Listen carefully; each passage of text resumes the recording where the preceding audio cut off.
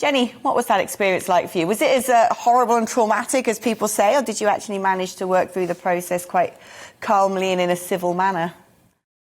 No, it was as horrible as people say. Unfortunately, I did not manage to pull a Gwyneth Paltrow and consciously uncouple. Yeah, no, it's definitely one of the most brutal experiences, at least in my life. And you're really talking about dismantling your entire life and having to rebuild it from zero, which, in my case, I was in my late 30s and I had a young son. And so, yeah, it was frightening. It had certain sort of long lasting, borderline catastrophic financial consequences. But because we're talking about sort of irretrievable breakdown between two people, in the end, it had to be done. And I think that's where the terrible quandary is with divorce, because on the one hand, you don't want to encourage it, but I think probably more often than not, it does need to be done. What was the biggest challenge for you and the biggest lesson you learned from that experience? It made me quite introspective, because fundamentally it's a failure in your own life. And, you're the person that oversees your life. So you really have to kind of take stock of how you got to that point.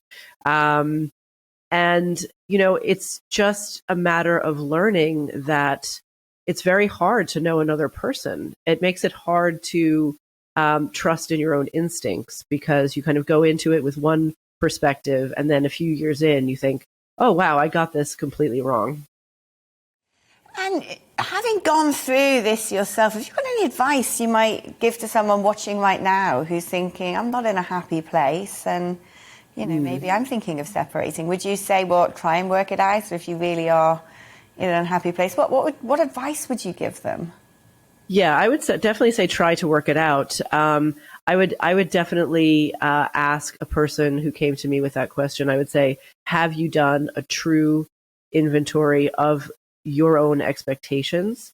Can you identify where you might be projecting certain unrealistic expectations onto your partner? What are the kind of implicit, unspoken habits that might be harming the relationship from both parties? The previous guest mentioned addictions.